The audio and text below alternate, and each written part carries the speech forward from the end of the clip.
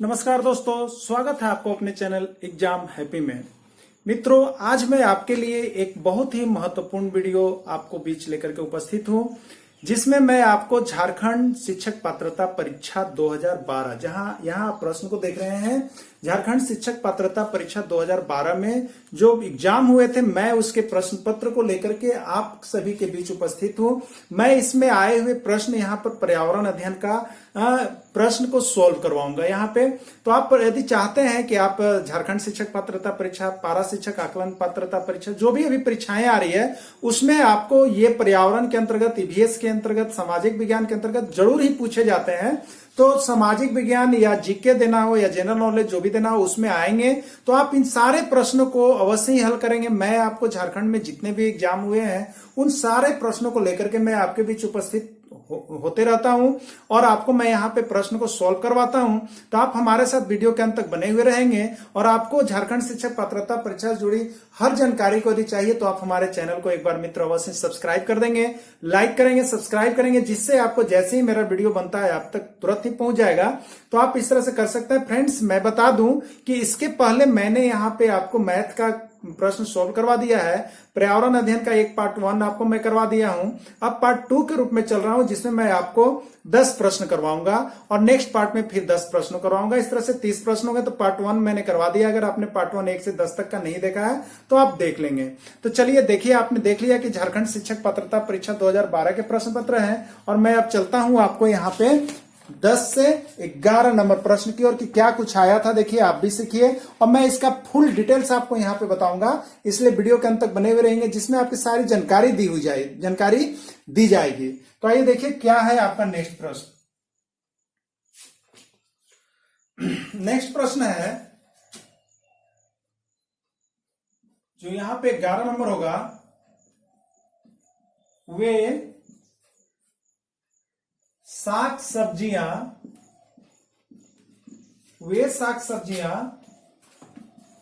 जो रुक्षांश देती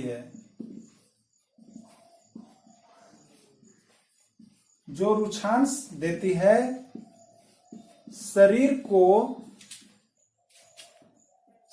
को किस प्रकार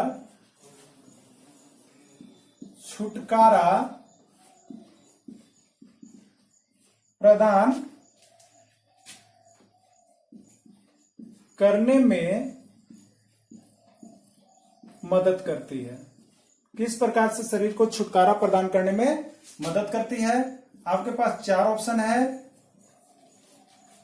नहीं पचे हुए भोजन,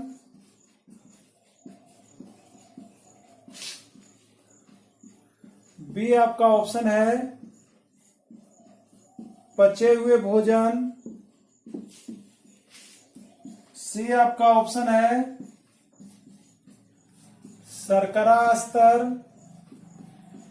और डी आपका ऑप्शन है रक्तचाप। देखिए, यहां पे इस पर हम लोग डिस्कस करते हैं। ये डिस्कस करते हैं क्या कुछ सही है, क्या कुछ गलत है। तो देखिए फ्रेंड्स, आप थोड़ा सा जानेंगे, वे साग सब्जियां जो रुक्षांश देती है। एक वर्ड सा है रुक्षांश। क्या है आपको? रुक्षांश। आप देखिए, रुक्षांश क्या चीज है, वो हमें किस तरह से सहायता करते हैं, ये चीज आपको जाननी है। ठीक है, तो जिस तरह से हमें भोजन में आपको पोषक तत्व चाहिए, पोषक तत्व मैंने यहाँ पे हम कहें तो कार्बोहाइड्रेट, प्रोटीन, वसा, खनिज लवण, विटामिन, उसी में एक चीज आता है रुक्षांश होता है। आप इसको जान जाएंगे, उसी में क्या होता है? रुक्षांश होता है। तो रुक्षांश क्या होते हैं? आपके जितने भी भोजन होते हैं, तो आप ये सभी चीजों में क्या करते हैं? चिकने चीज को खाते हैं, अच्छे चीज को खाते हैं। उसमें जो आपके रोएदार चीज जो होते हैं, जो रूखे चीज होते हैं, उसको आप फेंक देते हैं। तो ये रूखे चीज में न तो कोई विटामिन होता है, न तो कोई प्रोटीन होता है, लेकिन ये एक चीज में आपकी सहायता करते हैं। जिसे रूखा चीज कहने का मतलब कि यदि आपने गेहूं का जो भाग है, गेहूं को यदि आप क्या करते हैं, पिसवाते हैं, जिससे आटा बनते हैं, तो आप उसमें से चोकर निकलते हैं ना। उसी तरह से सत्तू जो होते हैं, तो उसके आप दाने, ऊपर वाले परत को निकाल देते हैं और सिर्फ उसके दाल को पिसवाते हैं तो वो चिकना हो जाता है, लेकिन वो जो खोलकैया है वो रहता है। तो ये सारी चीजें जो आपके कड़ापन वाली चीज है वो रुच्छांश कहलाती है। जो चोकर ये सब रुच्छांश कहलाते हैं। सब्जियों इस सब में जो आप छिल करके फेंक देते हैं तो उसके ऊपर वाले भाग को रुच्छांश हम लोग कहते हैं। ये रुच्छांश क्या करते हैं, तो ये आपको शरीर को यहाँ पे ऊर्जा तो नहीं, प्रोटीन तो नहीं, कार्बोहाइड्रेट तो नहीं देते हैं, लेकिन आपके शरीर के जो भोजन हो गए उसको पचाने में वो सहायता करते हैं, रुखड़े हुए चीज। इसलिए ज्यादा आदमी पहले के आप देखते हैं, यदि सत्तू कोई खाता है, कोई घाटा खाता है जो आपको अथी का बनाया हुआ रहता है, मक्का इस सब का, वो आदमी क्या होता है, उसका पाचन शक्ति बढ़िया होता है। यानी ये रुच्छांश वो चीज का सेवन करते हो। ज्यादा किस चीज का सेवन कर लेते हैं, रुच्छांश का। यानी रुच्छांश आपको किस चीज में सुविधा करता है, अब आप समझ गए होंगे। तो रुच्छांश जो है आपको भोजन के पाचन में छुटकारा देते हैं। यदि आपका भोजन नहीं पच रहा है, नहीं पचा है, तो आप रुच्छांश युक्त भोजन करें जिसमें चोकर ये सब हो, कड़वे चीज हो, तो आपका वो भोजन जल्दी डाइजेस्ट करवाते हैं। ठीक है, तो आप समझ गए हो कि रुच्छांश क्या चीज है। तो यहाँ पे रुच्छांश किस प्रकार से छुटकारा प्रदान करते हैं, तो आपको पहला ऑप्शन है नहीं पचे हुए भोजन। ठीक है, पचे हुए भोजन, तो पचे हुए भोजन में क्या करेगा, वो कुछ नहीं करेगा।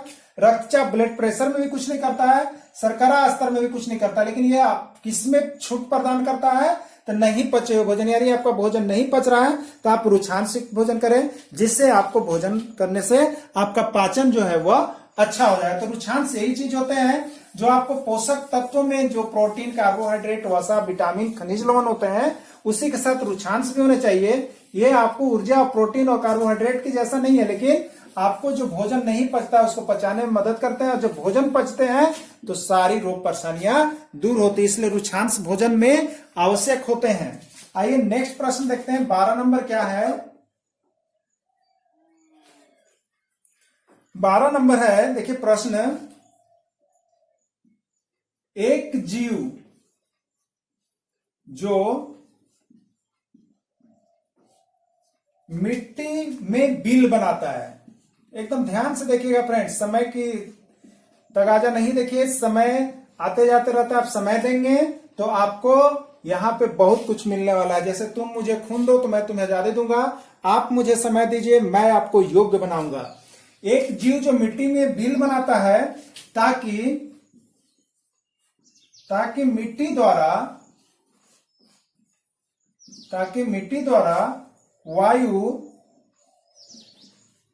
और जल अवशोषित किए जा सके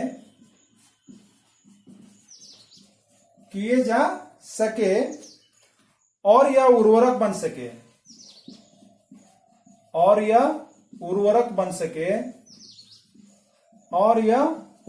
बन सके,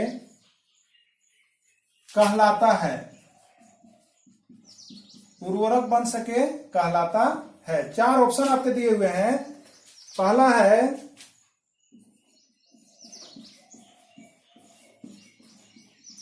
सरीसृप, दूसरा है ददनू, तीसरा है सांप और चौथा है केचुआ। 4 ऑप्शन देखिए आपके पास मैंने यहां दे दिया है। आइए इस पर डिस्कस करते हैं। ठीक है, क्या कर रहा है, एक जीव, कोई जीव है जो जीवित है, जीव है, वो क्या है, मिट्टी के अंदर रहता है। वो कहां रहता है, मिट्टी के अंदर रहता है। ठीक है फ्रेंड्स, कहां रहता है, मिट्टी के अंदर रहता है, और उसी में बिल बनाता है। मिट्टी में बिल बनाता है मतलब नीचे चला जाता है, ताकि मिट्टी द्वारा वायु और जल अवशोषित किए जा सके। तो मिट्टी द्वारा वायु और जल अवशोषित किया जा सके और यह उर्वरक बन सके, यह क्या कहलाता है, आपसे पूछा जा रहा है। ठीक है, तो आपको जब मिट्टी के अंदर जल जाएगा, वायु जाएगा और जल को अवशोषित किए जाएंगे तो उससे क्या होंगे, यह उर्वरक अच्छा बन सकेगा। तो यह कौन सा जीव है जो ऐसा करता है, जो उसके अंदर रहता है, वो खोखला करते जाता है और उसको मिट्टी को, नमी को अंदर लाता है, और वो क्या करता है, भूमि उपजाऊ होती है, उर्वरक युक्त हो जाती है। वो कौन सा चीज है, तो आपको देखें यहाँ पे सरीसृप मतलब सांप जाति की चीज कही जा रही है। ददनू, इसका कोई अर्थ नहीं है। सांप तो आप देखते हैं फ्रेंड्स, या ऊपर नहीं होता है इतना नीचे, ये बिल बनाता है जो गहराई में जाता है जहां वो जाकर के रह सके, और वहां पर आपको न तो सूरज का प्रकाश है न नमी है, वो आसानी से सो सके। लेकिन एक केचुआ ऐसी चीज है जो इतने अंदर ही रहता है, इससे ज्यादा अंतर नहीं जाता है। ये बड़ा चीज देखिएगा इस तरह से जब आप करते हैं तो ये क्या करता है, मिट्टी को पोला बनाता है, खोखला बनाता है, और ये जो मिट्टी है वो अंदर इसका नमी आता है, सूरज का प्रकाश आता है, जिससे मिट्टी वहां की क्या होती है, उपजाऊ होती है और उर्वरक के जैसा बन जाती है। तो वह जीव कौन सा है, एक जीव, वही जीव का नाम आपसे पूछा जा रहा है। तो वो जीव फ्रेंड्स है आपका केचुआ। यानी केचुआ को आप जानते भी हो, केचुआ को किसान का मित्र कहा जाता है। यानी जो किसान करते हैं खेती, उनके लिए केचुआ क्या है, वरदान साबित होता है, उसके लिए मित्र होता है। केचुआ को किसान का मित्र कहा गया, इसलिए लोग केचुए फायदेमंद होते हैं। जो खेतों में रहते हैं वो मिट्टी की उर्वरा को बनाए रखते हैं और उनको क्या करते हैं, ताजा बनाए रखते हैं, पोला बनाए रखते हैं। तो चलिए अब नेक्स्ट प्रश्न चलते हैं, वो है 13 नंबर प्रश्न। आइए 13 क्या कुछ कर रहा है उसको हम देखते हैं।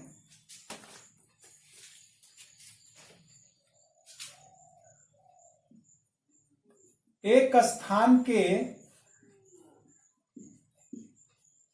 नमी, वायु और तापक्रम जैसे अजैव कारक किसका निर्धारण करते हैं।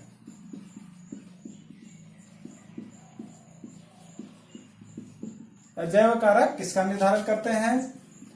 पहला दिया है खाद्य श्रृंखला,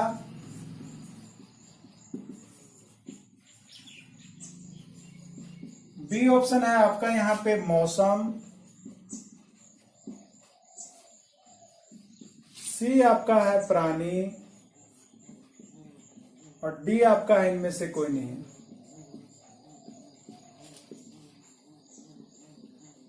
इनमें से कोई नहीं।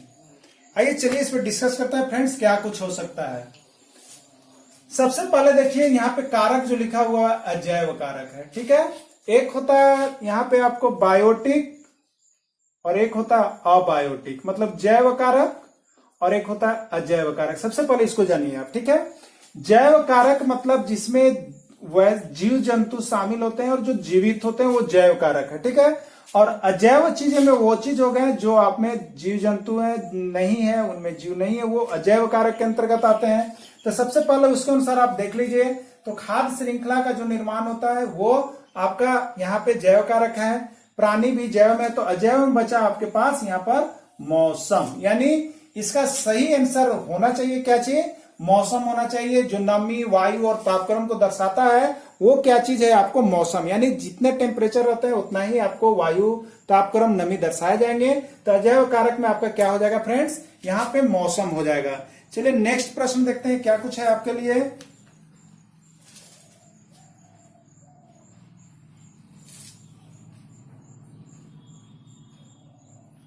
आइए 14 नंबर प्रश्न देखते हैं क्या है। प्रमुख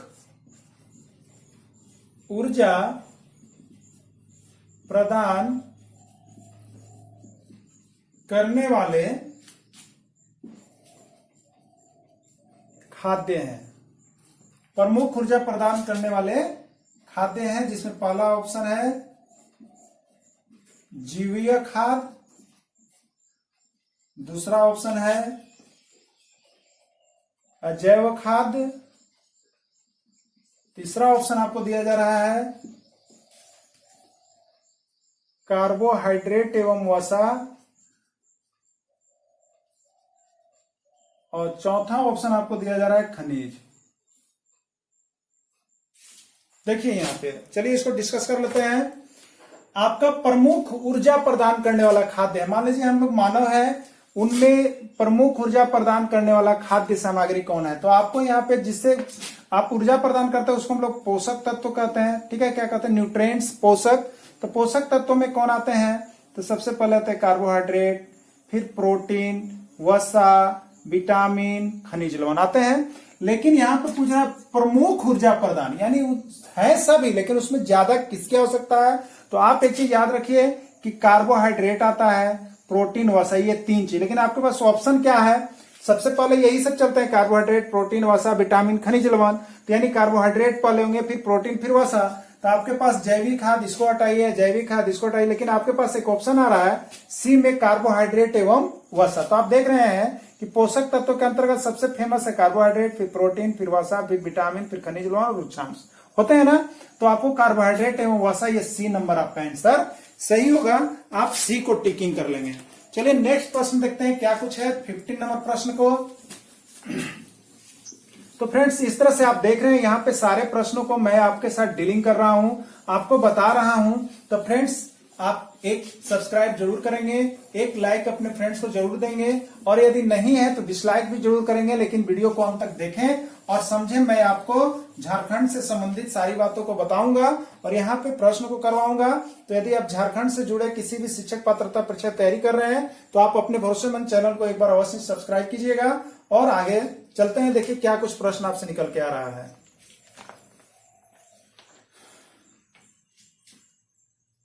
आइए 15 नंबर प्रश्न को देखते हैं।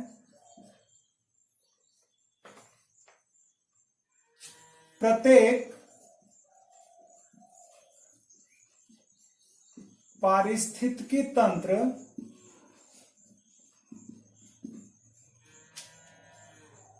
में सभी प्रजातियां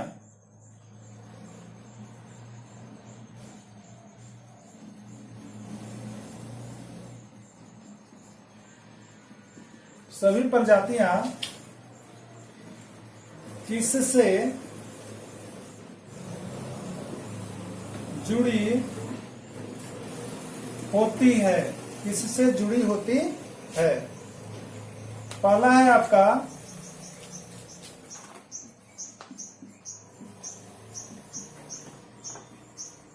खाद्य श्रृंखला,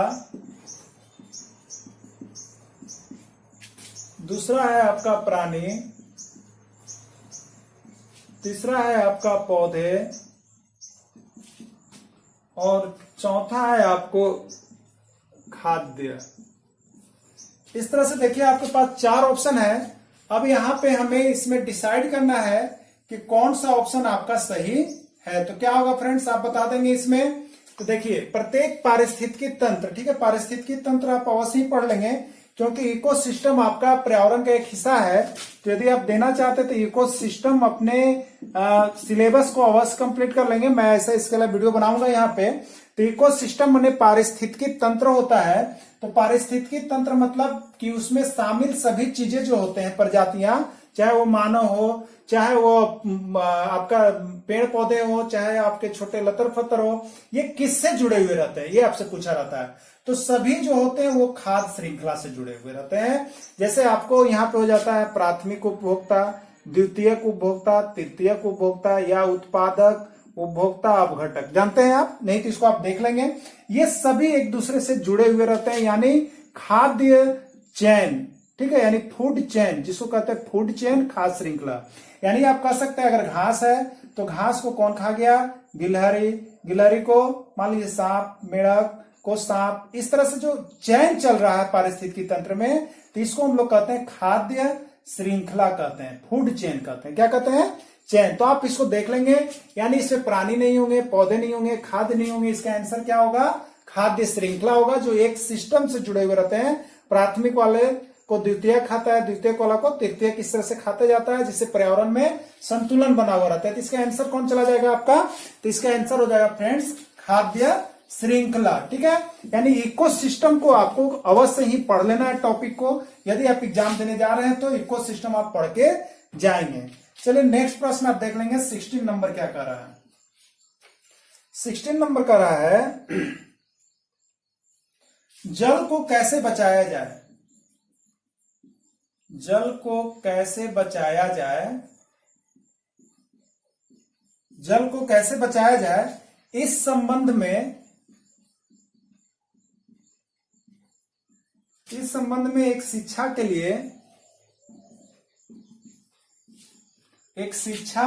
के लिए निम्नलिखित में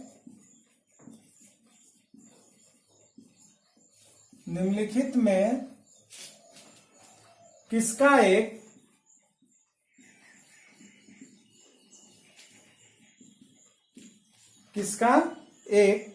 शिक्षण साधन के रूप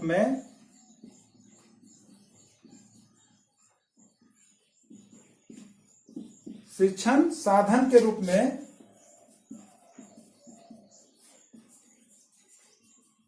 प्रयोग किया जा सकता है। ए कंपास, बी आपका दे रहा है फर्स्ट एड बॉक्स,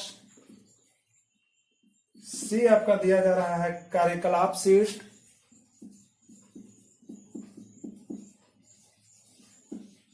और डी आपके पास ऑप्शन है पालतू पशु। ठीक है फ्रेंड्स, यहाँ पे ये आपका पेडागोगी हो जाता है ना, ये ईवीएस का पेडागोगी हो गया। जैसे आपको ईवीएस के अंतर्गत 15 जो होते हैं फुल कंसेप्ट वाले प्रश्न होते हैं, अब 15 जो होते हैं आपके यहाँ पे ईवीएस से आपके जो होते हैं वो 15 आपके शिक्षण से टीचिंग मेथड से होते हैं। ठीक है, तो टीचिंग मेथड्स आपको क्या करने पड़ते हैं, सिर्फ समझने पड़ते हैं, विशेष कुछ नहीं है।